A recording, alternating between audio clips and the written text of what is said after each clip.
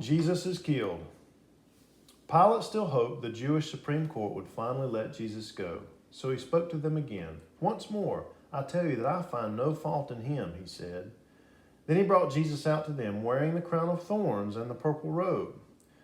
But when the Jewish leaders saw him, they shouted again, "Crucify him! Crucify him!" "Take him yourselves, then, and crucify him, for I find no fault in him," Pilate said. The Jewish leaders answered, "By our own law he ought to die, because he is the Son of God," or he says he is the Son of God. Now Pilate was even more afraid to put Jesus to death. "Where were you born?" he asked. But Jesus gave him no reply. "Do you refuse to speak to me?" Pilate demanded. "Don't you know that I have power to crucify you and power to let you go?" "You can only do what God will let you do," Jesus answered. And from that time, Pilate tried to set him free, but Caesar, the emperor of Rome, was a jealous and a cruel man, and Pilate feared him.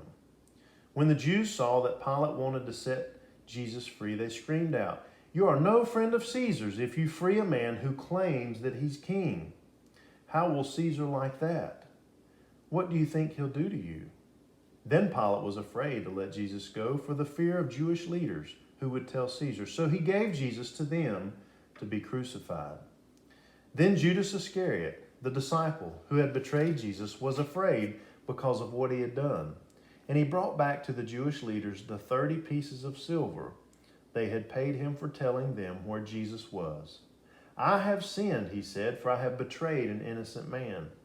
"So what?" they said. "That's your worry." Then Judas threw down the 30 pieces of silver on the temple floor and went away and hanged himself and died. The chief priests picked up the money.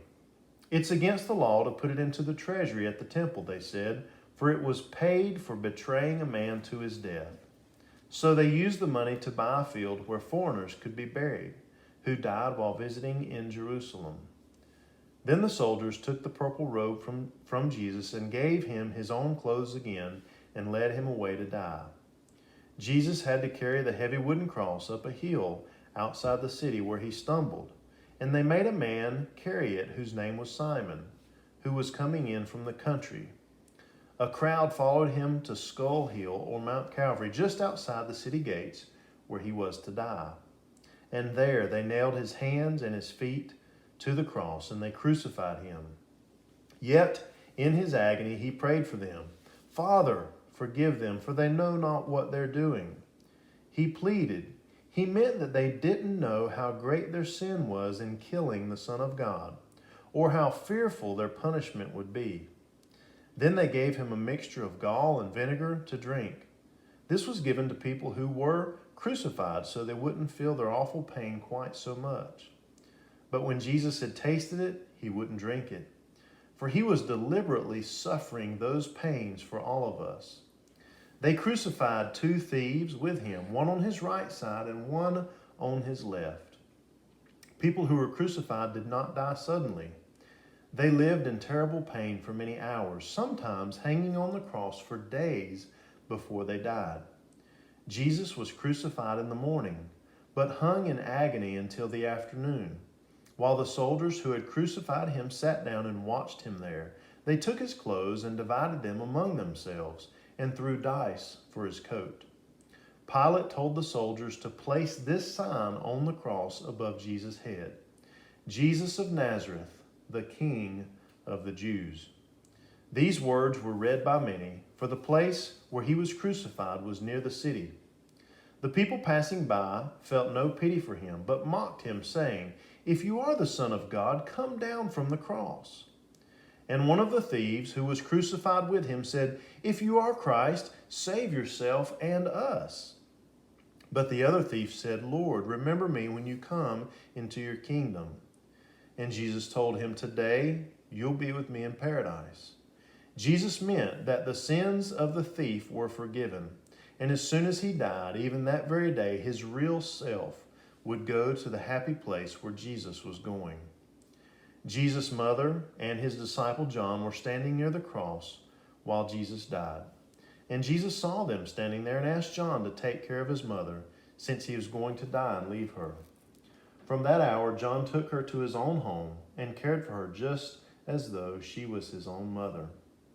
From 12 o'clock noon until 3 in the afternoon, there was darkness all over the land. God sent darkness because his son was being killed by wicked men. About 3 o'clock, Jesus called out with a loud voice, my God, why have you forsaken me?"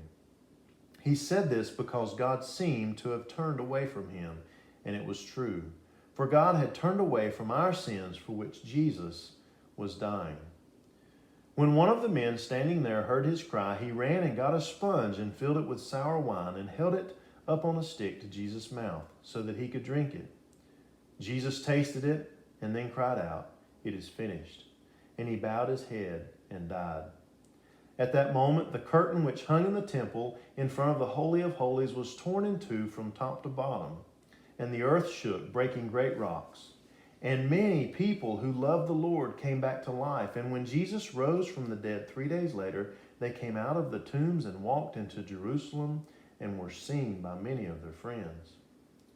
When the Roman soldiers who were watching Jesus saw how he died, they were terrified. And one of them said, "Surely this man was the Son of God." The Jewish leaders didn't want Jesus and the two robbers to be hanging on the cross the next day, for it was the Sabbath. So they asked Pilate to tell the soldiers to kill them there on the crosses, so that their bodies could be taken down and buried that day.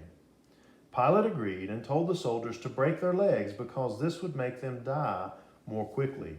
So the soldiers broke the legs of the two thieves, but when they saw that Jesus was already dead, they didn't break his legs, but instead they pierced his side with a spear, making blood and water flow out. There was a garden near the place where Jesus was crucified, and in the garden there was a new burial place, a cave carved out of the rock. It belonged to a rich man named Joseph. Joseph was a disciple of Jesus, though he had never told anyone for fear of what people would say. But now, after Jesus was dead, he went boldly to Pilate and begged for Jesus' body, and Pilate said he could take it down and bury it. So Joseph took Jesus' body down from the cross and wrapped it in a new cloth he had bought and laid it in the cave and rolled a huge stone across the door.